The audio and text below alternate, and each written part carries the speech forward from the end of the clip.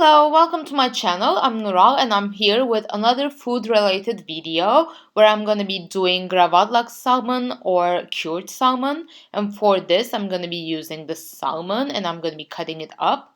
And then we have some beets and a lemon and some dill that I'll be using and some sea salt and a little bit of sugar and horseradish. So these are my main ingredients that I'm going to be using today.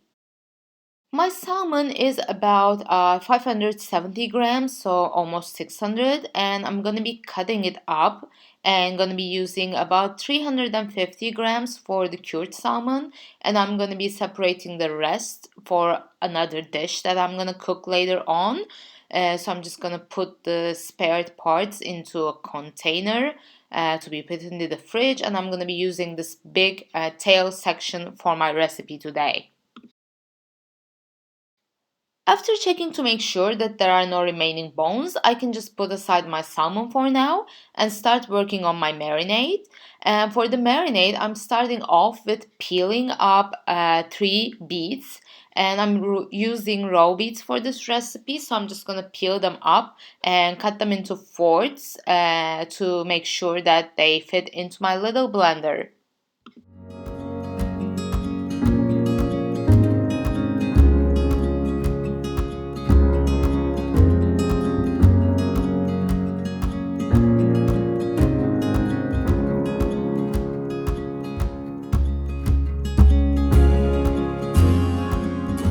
Now that I've cut up all my beets, I can move on to the remaining of the ingredients, and I'm going to be adding the peel of 1 lemon inside my blender, and I'm not going to be using the juice or anything, just going to be using the peel, and I'm grating right onto my blender so that I don't have to dirty any other dishes basically. And other than this, at this point, I'm also going to be measuring and adding my sea salt and also my sugar.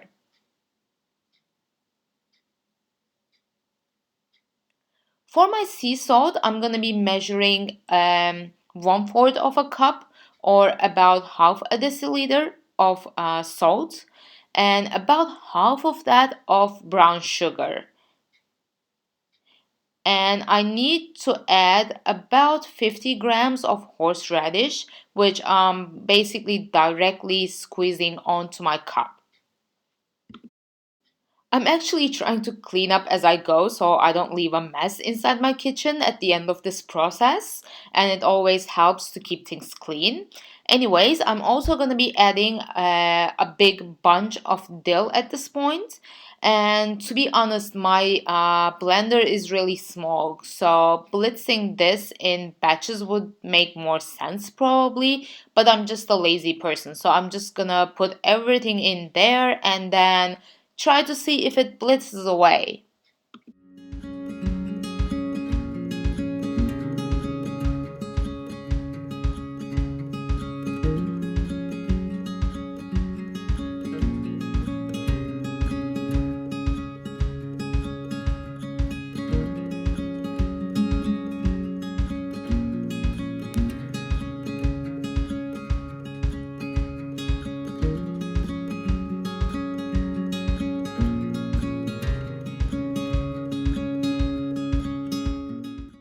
Now that my marinade is ready, I can start assembling the salmon, and I'm gonna be keeping my salmon in this mixture for 36 hours, but if it was a thicker piece, I would keep it for about 48.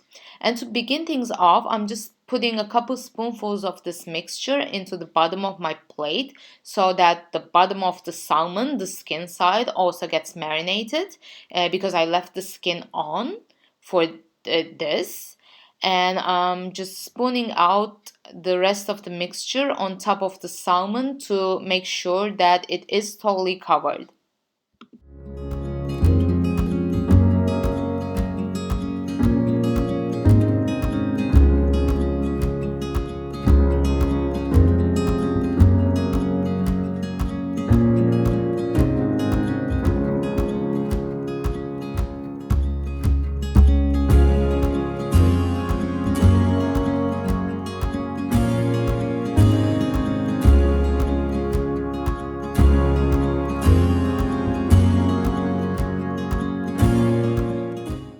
And now that all the mixture is on there, I'm just gonna cover it up with stretch film and or cling wrap, and then move it into my fridge for marinating. And this might be the only recipe I use this weird stretch film thingy for. I don't normally use this, but this is the best coverage you can get for this one.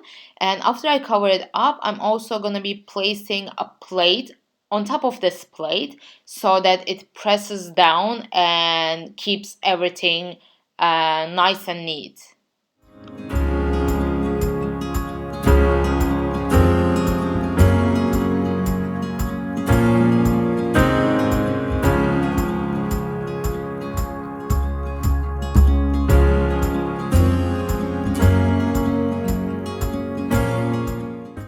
Okay, a little over 36 hours has passed, and as you can see, I have this soupy mixture here. And now I'm just gonna open it up and then move on to the next section of this lovely red recipe. For this, you can actually use gloves if you want, because my hands were a little red because of the beets for about a day. And I'm just pouring this out, and then what I need to do is make sure to dump all this salty mixture off of the salmon and clean it up and also dry it out. So I'm just going to be adding some paper towels onto my cutting board to make sure that I can dry it properly. And as I said, this basically makes a little mess in your kitchen and on your hands, so you can always use gloves.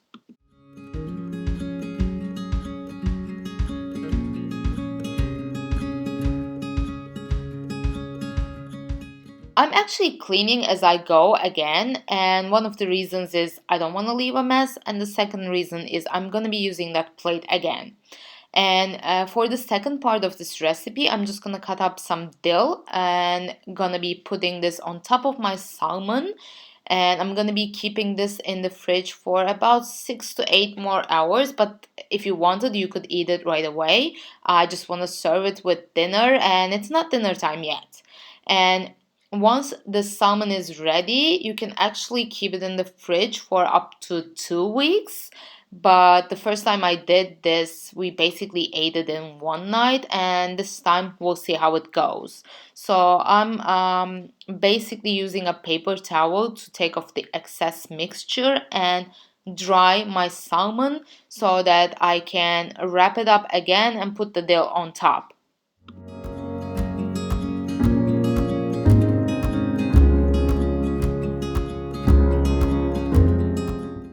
As I said, I'm using the same plate, and this time I'm gonna be putting the stretch film inside the plate and just wrap up my salmon totally with this cling wrap.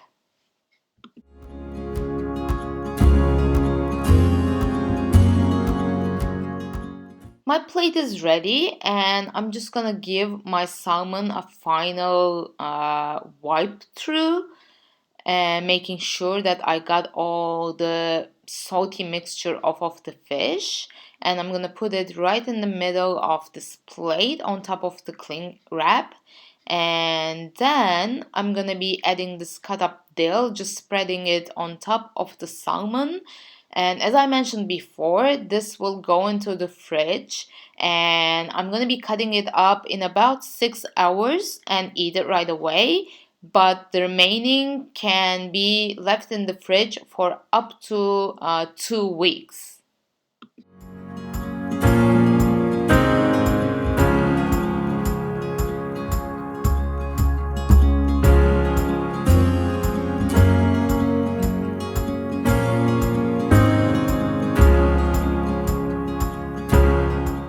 Dinner time!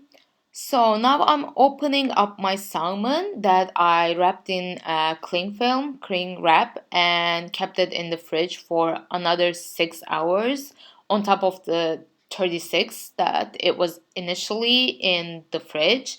So as a total, I would say this recipe takes about 2 days, 2.5 days to prepare. But like I said, it's good to eat for about 2 weeks. So you can actually use a bigger piece of the salmon and keep it and eat it as you go. And what I'm doing is cutting it at an angle, and I just left the initial thick pieces because the thinner you cut it, the better it tastes actually. So I'm gonna be eating those first couple pieces myself or have it my husband eat it and then serve the rest to our guests.